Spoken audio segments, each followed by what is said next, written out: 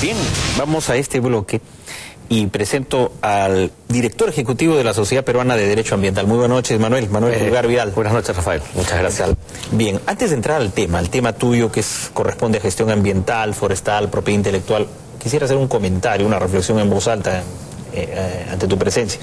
Y es que se ha conseguido el TLC, es verdad que entra en vigencia el 1 de febrero, pero representantes norteamericanos estuvieron planteando que quizá no se debería firmar porque en el Perú no se respetan los derechos de los trabajadores, las leyes laborales, y es verdad. O sea, tampoco podemos tapar el sol con un dedo. Y si es que los ministros y el propio presidente tienen que reflexionar es en eso, y los propios empresarios. Hay empresas medianas, pequeñas o grandes donde no se respetan los derechos de los trabajadores, así que la embajada americana está bien informada. Cuando dicen algunos no, que se ha equivocado el representante americano, están bien informados. Pero bueno, esto lo dejamos ahí y pasamos a otro terreno. Tu terreno, Manuel. ¿Cuál es el impacto del TLC en los temas ambientales? ¿Cómo podemos entrar ahí el debate y sobre todo hacer frente a determinados cambios que lógicamente se van a dar con el TLC? No, y creo que, sin ser mi especialidad, el tema laboral, me parece interesante que hayas introducido el tema desde esa perspectiva, porque creo que hay que entender el TLC en su real dimensión. Un acuerdo de libre comercio es un acuerdo cuya intención o cuyo objetivo es facilitar el flujo de bienes o servicios entre dos o más países, en este caso dos países, Estados Unidos y Perú. No es un instrumento que está orientado o cuyo objetivo es lograr mayor o menor desarrollo o combatir más o menos pobreza, es hacer que el comercio fluya. Y obviamente un acuerdo de esta naturaleza sirve y es útil si se dan las herramientas internas para tomar las oportunidades. Y por eso se habla mucho de la necesidad de llevar al país hacia marcos de competitividad. Entonces la competitividad es lo que permitirá un mayor flujo de bienes o servicios y esto eventualmente un mayor o menor desarrollo y combatir la pobreza. E igual es en el tema ambiental. Cuando uno piensa en el TLC hay que tener dos cosas en mente.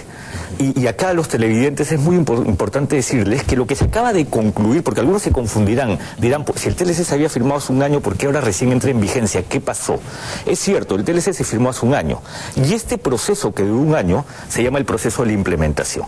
¿Qué es un proceso de implementación? Es un proceso en donde ambas partes se ponen de acuerdo de, esta es la línea base de donde parto, y a partir de aquí el tratado ya tiene vigencia. Eso es lo que se acaba de concluir. Lo que no significa que se haya concluido el marco legislativo o las mejoras que deben introducirse periódicamente, por ejemplo, en materia ambiental. Más bien, estoy seguro que se va a dinamizar el marco legislativo, el marco político y el marco institucional en materia ambiental en los tres temas que tú mismo has mencionado: gestión ambiental, materia forestal y propiedad intelectual, que son los tres grandes componentes ambientales del TLC con los Estados Unidos. ¿Y qué exigencias nos dio todo este proceso que ha sido largo, que duró tantos años, y el de implementación que acabas de referir, que a través de normas de delegación por parte del Congreso al Ejecutivo, el Ejecutivo lanzó casi 100 decretos legislativos para tratar de adecuar nuestro marco legal a este tratado de libre comercio, al punto de crearse el Ministerio del Ambiente, ¿no? Así es. Algunos, no es que exactamente el Ministerio del Ambiente se creó como una exigencia del TLC. En realidad algunos consideran que pudo haber existido otros factores, pero el Ministerio del Ambiente obviamente es una institución importante y necesaria en el marco de un acuerdo de esta naturaleza. Porque cuando tú miras el TLC y te hablaba de los tres componentes, cuando uno piensa en el primer punto, gestión ambiental, cuando uno lee estos acuerdos, casi todos los artículos parecen verdades de perogrullo. En realidad dice, todas las partes se comprometen a ir mejorando los estándares hasta alcanzar altos niveles de protección ambiental. Entonces uno dice, oye, bueno, pero y esto parece que es lo normal que un país debe hacer en materia ambiental. Pero lo importante ahí es tener en cuenta que cuando tú estás en un acuerdo con otro país, significa que ahí donde pongas el estándar es lo que vas a tener que exigirle a tus nacionales y al del otro país. Porque uno de los objetivos centrales de un acuerdo de comercio es evitar la discriminación. En consecuencia, tú no vas a poder decirle a mis nacionales los trato así y al de fuera, la otra parte del convenio, lo trato diferente.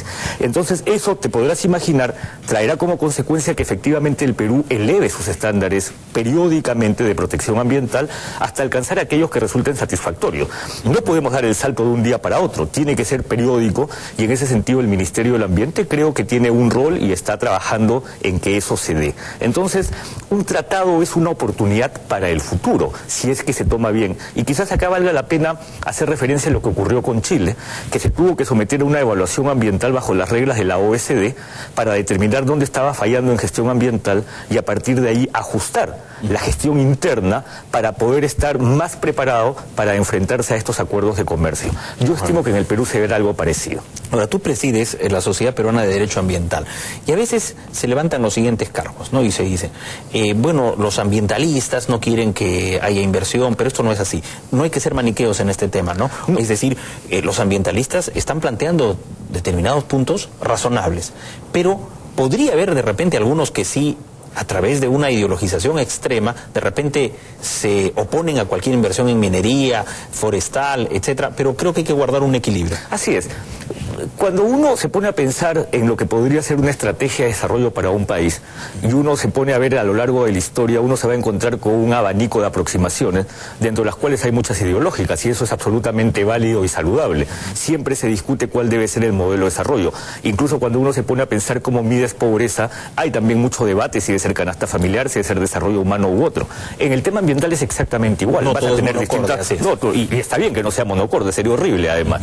Entonces yo creo que una visión ambiental responsable es la que justamente lo que plantea es el desarrollo sostenible como opción. ¿Y qué cosa es este famoso desarrollo sostenible? Es decir, un país debe alcanzar desarrollo económico definitivamente, pero balanceando este crecimiento a lo que es protección ambiental y equidad o justicia social. Si uno tiene integrados los tres lados del triángulo, uno tiene orientado una política de sostenibilidad. Y quizás esto me puede llevar al segundo tema, al tema forestal. Hay una gran discusión sobre cómo aprovechar los bosques en la Amazonía.